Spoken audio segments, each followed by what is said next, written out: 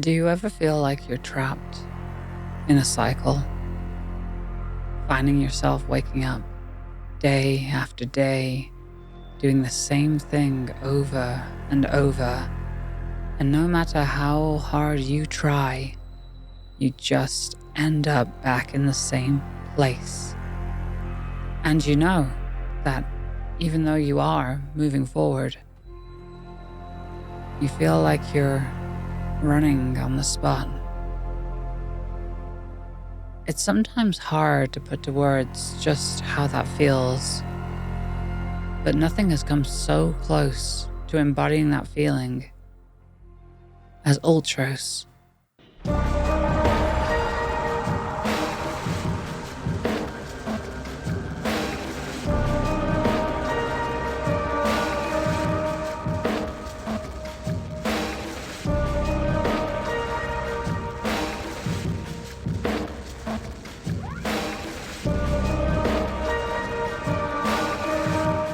Touting itself as a psychedelic Metroidvania, ULTROS is an upcoming game from the minds of developer Hardak and famed artist and musician El Huevo.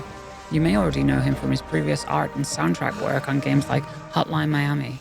His artwork is striking, colorful, and explosive, something which has definitely been reflected in the world of ULTROS. But Mia, I hear you ask, don't you make funny meme voice-acted videos? This is very different than your usual content. And you would be right. The makers of ULTROS are sponsoring me to create this video. They gave me an early demo build of the game to preview and apparently really want to know what I, a Metroidvania expert, think of the game. So, just what is the psychedelic world of ULTROS? You wake up alone and stranded in an unfamiliar environment. Your ship has seemingly crashed on what is only known as the sarcophagus. Though everything around you is strange and alien, you press forward, looking for any form of life outside of the alien flora and fauna that inhabit this spacefaring structure you found yourself on. Then you find it, a corpse, a humanoid shape skewered with a sword, but not human. You take the sword from the body and hear it, the voice, the spectre of this fallen corpse, now unshackled from its corporeal form. And it seems just as surprised as you are that you can hear it. But since you can, he has no trouble telling you how to escape from this sarcophagus you found yourself in, tasking you with killing those keeping you trapped here, the shamans. Kill them and break the illusion. Refuse, and you may just eventually lose your mind like everyone else. So now you have your task, but you may find things aren't nearly that simple. The first thing I noticed about ULTROS was exactly what you've probably noticed watching this video: the visuals. El Huevo's signature style has left its mark all over the game, and it's most definitely why the devs describe this as a psychedelic Metroidvania. There is an incredible amount of details on screen at any time. The environment is a kaleidoscope of colorful plant matter and architecture reminiscent of what seems like Indo-Islamic and Buddhist influence, mixed in with far more alien structures. It's impressive then that all of which are apparently hand-drawn illustrations, and when paired with traditional animation techniques, it gives this game a very distinctive look, unlike any other I've experienced recently. These environments help to tell the story of the space through organic contextual world building, which is beneficial as there isn't much dialogue in these early hours of the game, save for the odd NPC and the mysterious huntress whose role you have seemingly stolen. One thing I will say about ULTROS is just how good it feels to play. From the get-go, your character will break into a run as you traverse your surroundings, roll and slide through tunnels, and amble up ledges without any need for upgrades. And while mobility does feel a little stiff in the beginning, it seems it will become far more fluid as the game progresses and upgrades are unlocked. Just like other Metroidvania games, ULTROS features an expansive map to explore, featuring hidden items to find, and unlockable upgrades giving you access to previously inaccessible areas, and lots of enemies to fight. Speaking of which, I'm very much enjoying the game's combat. I've played many Metroidvania games where the combat felt far more stilted compared to its movement, and this definitely isn't that. Combat is straightforward, but offers an array of attacks outside of your basic combo that can even be expanded upon using the in-game skill tree. Enemies will often flash yellow, signaling you to dodge at the right time, opening them up to a counterattack that presumably does a lot more damage. You'll have to learn each of your enemy's patterns to take full advantage of combat, and the same can be said about the gigantic bosses you fight. the first of which requires you to either break its guard or dodge roll under it so you can attack the weak spot on its back.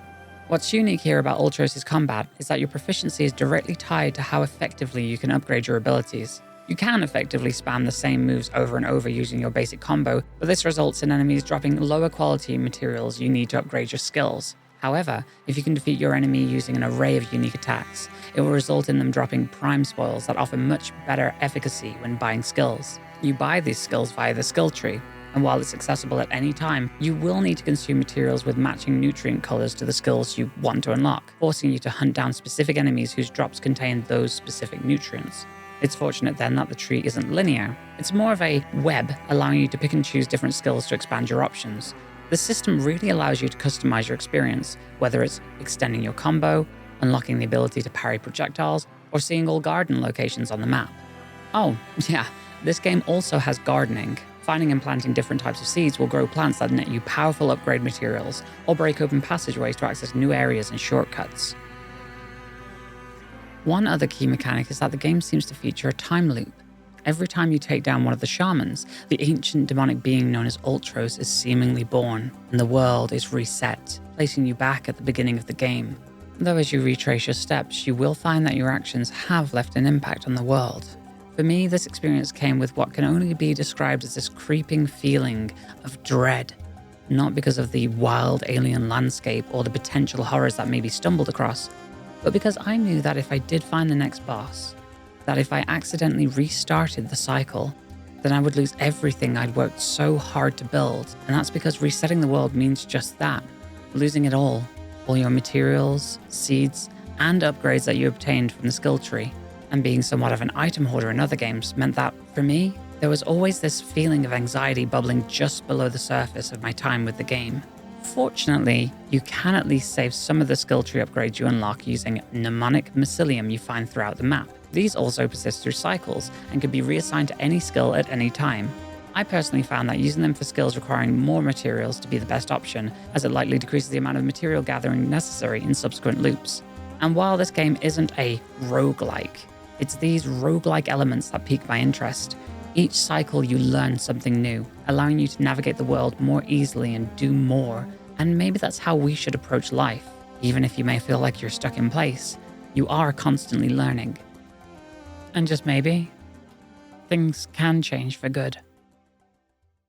I wanted to say a massive thank you to the ULTROS devs for sponsoring this video. It's been an extremely weird experience making this, as I haven't really put out content like this in a really long time, so I have no idea how you're going to react as an audience. If you do happen to enjoy it, please leave a like and let me know down in the comments below if you want more videos like this. And if you're new here, make sure to hit that subscribe button, and I will see you next time.